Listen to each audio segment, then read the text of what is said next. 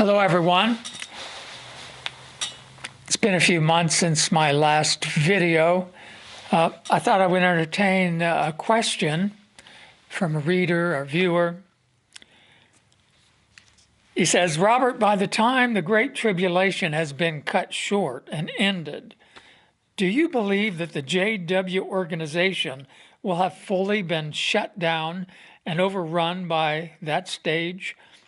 Or will the overrunning and shutdown occur after the eighth king has risen during the 1,260 days? Or will the organization have some form of semblance and autonomy still during the Great Tribulation?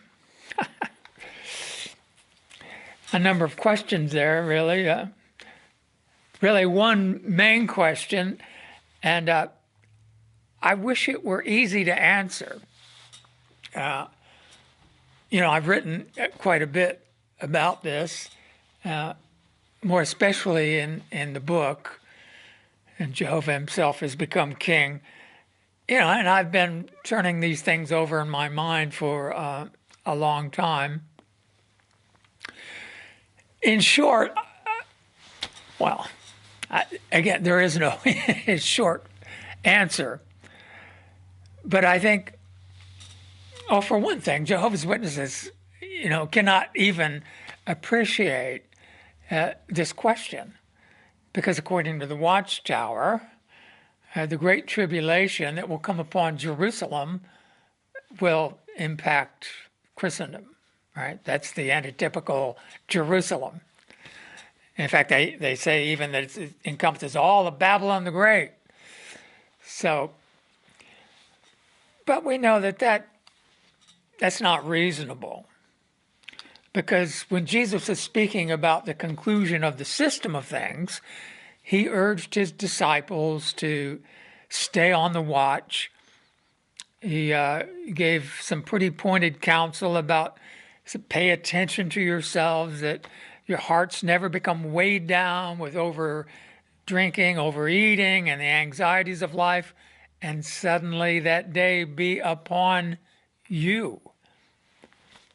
He said, because it's coming in upon the entire inhabited earth. So the Great Tribulation is not what the Watchtower says it is. It's not the eighth king turning on false religion. It's something that will affect everyone on earth, but specifically Jerusalem. And what does Jerusalem represent? Well, it represents Christ's congregation. Jerusalem was Jehovah's special possession. It was a place where he caused his name to reside. It's where he placed the temple. And of course, it was destroyed by the Babylonians in 607 or whenever. Doesn't matter. But the Jews were repatriated and they rebuilt the temple. And the temple was in Jerusalem when Jesus was on the earth. And Jesus, as a Jew, faithfully went to the temple. In fact, on a couple of occasions, when he went there as the Messiah, he threw out the money changers, didn't he? And he said, stop making the house of my father a house of merchandise.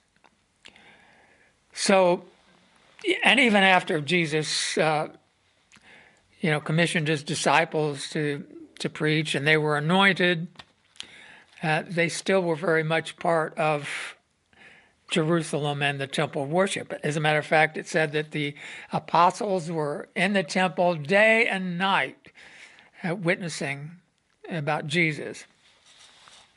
And they were in Jerusalem. That was their headquarters, the apostles, you might say. It was their unofficial headquarters. And it was up until the tribulation, or up until they saw the disgusting thing, which was a signal for them to leave Jerusalem. And so we know there's a greater fulfillment of that. So there has to be an antitypical Jerusalem. Well, Jehovah's Witnesses don't understand that. The Watchtower doesn't teach that. So there's a few of us out there that understand some of these things, and that's why the questioner was asking what he did. will there be anything that survives the Great Tribulation?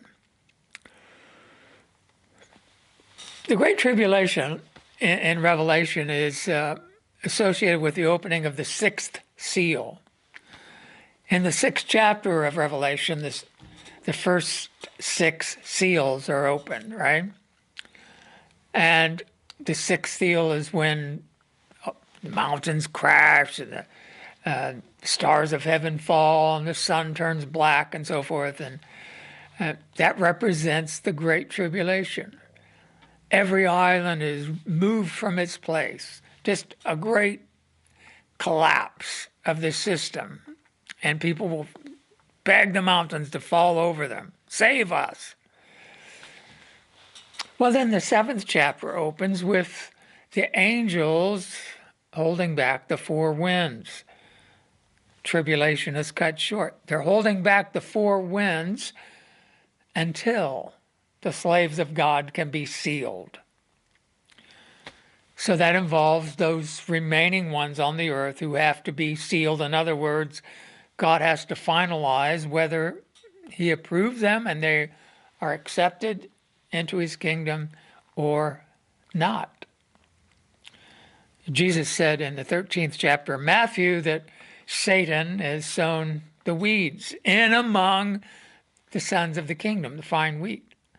The Watchtower said, well, yeah, that's Christendom. And they were, the harvest took place back in 1918. What, did God pull the weeds out of Christendom? Is that how that works? Now, Jesus said that the angels will remove from his kingdom, his congregation, his symbolic Jerusalem, all things that cause stumbling and all persons doing lawlessness. So Christ recognizes that there are those in his congregation, in his spiritual temple, who are sons of Satan. And like the superfine apostles, they've disguised themselves as ministers of righteousness. So when we talk about Jehovah's earthly organization, we have to understand that there are faithful ones and there are those who are unfaithful. And maybe their unfaithfulness is not so apparent, but Jehovah knows those who belong to him. He will never be tricked by someone who has disguised themselves as a minister of righteousness. Jehovah's Witnesses may be deceived, as the Corinthians were, which is why the apostle said, I'm concerned about you with a godly jealousy that somehow, as Eve was deceived, your minds may be corrupted away from the Christ. So when we talk about Jehovah's organization continuing, we have to appreciate that it's God's purpose to make this separation, to uproot the weeds and gather the wheat into the storehouse. In other words, bring the chosen ones, the approved ones, into the kingdom. So that's the work ahead, and that's what will happen during the tribulation or shortly thereafter. So when the four winds are held back, the sealing takes place, but also, allergies acting up a little bit. Also, the great crowd is spoken of in that seventh chapter. And the angel explains these are the ones that come out of the tribulation. So by the time the tribulation is cut short, shortly thereafter, there will be the sealed sons of the kingdom, who will be the remaining ones of the 144,000, and this unnumbered great crowd.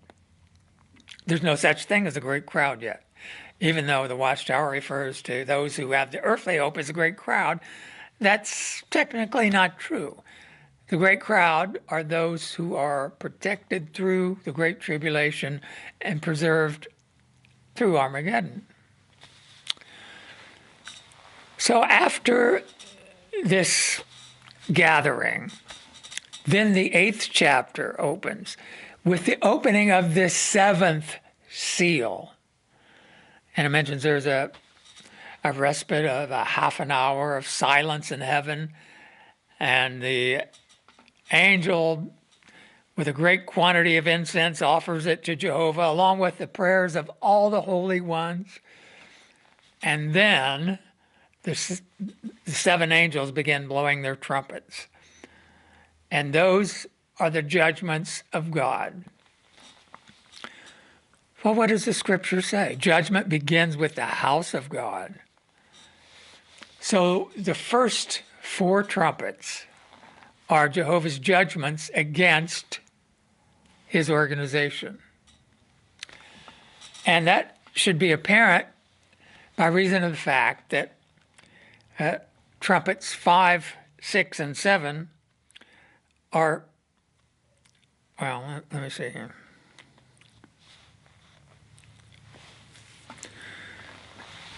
Yeah, the trumpets 5, 6, and 7 are directed against mankind. Woe for the earth, it says. Well, if the last three trumpet blasts are directed against mankind, what are the first four? As I say, Jehovah's organization. The first one blew his trumpet, and there occurred a hail and fire mingled with blood. And it was hurled to the earth, and a third of the earth was burned up, and a third of the trees were burned up, and all the green vegetation was burned up.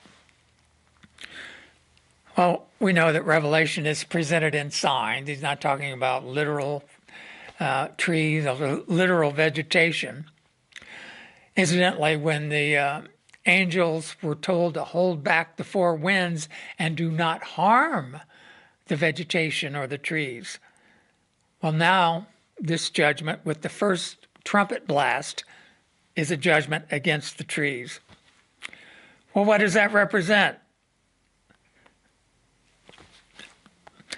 By the way, the chapter in Jehovah himself has become king. In Revelation, I go into this quite a bit. In fact, I'm going to read some scriptures taken from there. And in that chapter on Revelation, I cite Zechariah, the 11th chapter. And it says, "Open up your doors, O Lebanon, that a fire may devour among the cedars. Howl, O juniper tree, for the cedar has fallen, because the majestic ones themselves have been despoiled. Howl, you massive trees of Bashan, for the impenetrable forest has come down. Listen, the howling of shepherds, for their majesty has been despoiled." So there, prophecy explains itself, doesn't it? Those trees, the trees in Revelation that are burned with fire, a third of them, represent elders, the shepherds. When God was speaking to in Zechariah, if you recall, Zechariah and Haggai and Malachi, those three prophetic books were written after the Jews came back from Babylon and rebuilt Jerusalem and rebuilt the temple. So here now Jehovah's talking about another judgment coming upon Jerusalem. And that judgment wasn't fulfilled upon literal Jerusalem in 70. It's in reference to a figurative or a spiritual Jerusalem, the Christian congregation, which is overseen by elders. So that's what these... Bashan was an area in Israel known for its fertility. The Bible speaks of the cows of Bashan, the bulls of Bashan that were very powerful and beautiful animals because the area was so fertile. And there were also massive oak trees and giant cedar trees up against the Mount Hermon. So here Jehovah says, open your doors and let the fire in. There's nothing you can do. This is my judgment coming against you. So that's what the blowing of the first horn is. Jehovah's judgment against his organization. second angel, a great burning mountain with fire was hurled into the sea, and a third of the sea became blood. Well, it's interesting, the Watchtower has said that a third represents a sizable number, but not a majority. And I think that's true, except it doesn't apply to Christendom. So a sizable number of those associated with God's earthly organization will be disapproved, put out. They won't be among those who are saved, among the great crowd or the 144,000. Okay, just one more here. The third angel blew his trumpet, and a great star burning as a lamp fell from heaven, and it fell upon the third of the rivers and upon the fountains of waters. And the name of this star is called Wormwood. And a third of the waters turned into wormwood, and many of the men died from the waters because these had been made bitter. Well, there's a similar judgment. I point this out again in the book, in Jeremiah, the 9th chapter, where he said of those apostate Jews, he says, "Here I am making them," that is, this people, "eat wormwood. And I will make them drink poisoned water, and I will scatter them among the nations, and neither they nor their fathers have known, and I will send after them the sword until I have exterminated them." So the Watchtower speaks of, dispensing the waters of life, the waters of truth. And you can only get that truth from the Watchtower, right? But already I'm mixed with this truth is this lie that, this delusion that Christ has already come in 1914. He's ruling, and the organization is a spiritual paradise. That's a lie. And that's what Paul was speaking about, where this man of lawlessness promotes this lie, this deluding influence, and God allows this lie to go to them that they may get to believing it because they did not accept the love of the truth. Well, right now it matters, but it's not necessarily death dealing. But when Christ comes, we'll have to accept that new reality.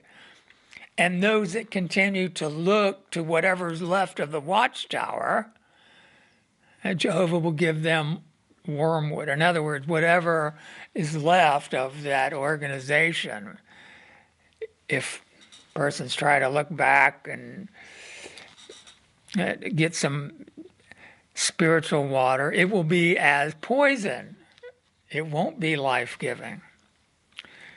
Christ is going to be outside the organization at that point.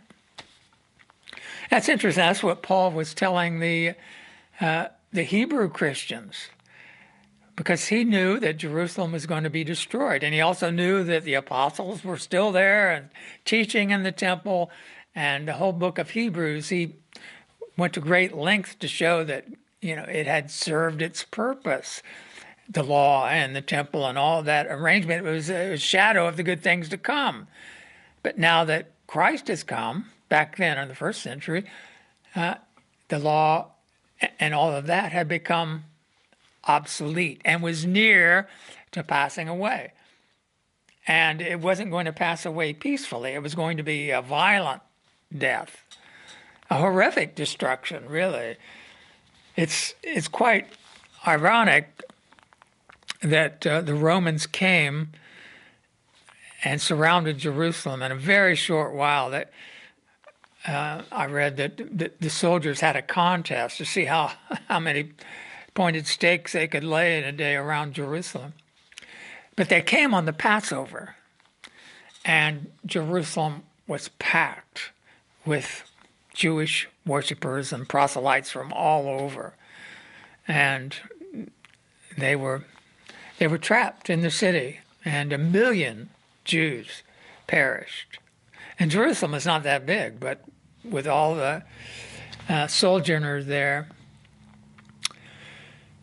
So again, we have a type. And Paul was saying, Christ was executed outside the city. And Paul was saying, we do not have here a city that will remain. We have to go to Christ outside the camp. Christ's congregation now is like that Jerusalem. We have to go outside that organization when Christ comes. And that's what Jesus is talking about. When he said, when you see this disgusting thing, let the man on the rooftop not come down for his things, the man in the field not come back for his garment, just go. It's not talking about, getting your go bag and getting in the car and fleeing somewhere. It's spiritually leaving Christ's congregation and going out to meet him at a special rendezvous, right? It's hard to understand that relatively few people have been anointed. And it's a very special thing to be born again. People don't understand it. I mean, those in Christendom surely don't understand it. They think being born again simply means converting and, changing your life, repenting, and all of that. But that's not what it is. Being born again means that, well, like Jesus said, what is flesh, what is spirit. A person that is born again becomes a spirit person. In God's eyes, anyway. And that's why Paul said our citizenship is in the heavens, even though we're physically here on the earth. And he spoke of this heavenly Jerusalem. So there are really two Jerusalems, you might say. Those who have been called are really citizens of the heavenly Jerusalem, the Jerusalem above. And when this earthly Jerusalem is crushed, they will be too. That's why in in Revelation, the 12th chapter, when Satan is thrown out, it refers to him as a dragon, and it says he drags a third of the stars with his tail. Well, the Watchtower says that those are the demons that come down with him. But actually, there's a different explanation. In the 8th chapter of Daniel, there's this little horn that emerges from this beast, a small one, but it grew very great. It grew so great that it reached all the way to the army of the heavens, and it caused some of the army and some of the stars to fall to the earth, and it trampled them down. It exalted itself even against the prince of the army, and from him the constant feature was taken away, and the established place of his sanctuary was thrown down, and an army was given over, together with the constant feature, because of transgression. And it kept throwing truth to the earth, and it acted and had success. Well, the prince of the army, of course, is Jesus. He's the prince of princes. His sanctuary is this earthly place of worship. His anointed ones are their special priesthood, and they're expected to declare abroad the excellencies of the one who called them out of darkness. And as I said, their citizenship, though, is in the heavens. So when Satan is thrown down, then he uses this earthly beast to destroy God's organization. Those who are called do not necessarily lose their calling, but their ministry is over and meeting together. Jehovah's Witnesses aren't far from that now, are they? They don't meet at the Kingdom Hall anymore. They don't go out in service. That's been their hallmark for as long as the Watchtower has existed. So, I think I'll have something more to say about that at a later date. But it says that this little horn will, the fierce-looking king, really, he will crush those who have their citizenship in the heavens. So from the ashes of that ruin, Jehovah brings forth the chosen ones who will shine like the sun in the kingdom of their Father and give this final witness. But the Watchtower won't have any part of that. Those who are brought to life spiritually will be, they will have left the Watchtower. They will have gone out and seen Christ at the special place. Anyway, it's like I say, it's a hard thing to explain in a few words, but the Bible's not an easy book to understand anyway. Thanks for your question, and thanks for watching.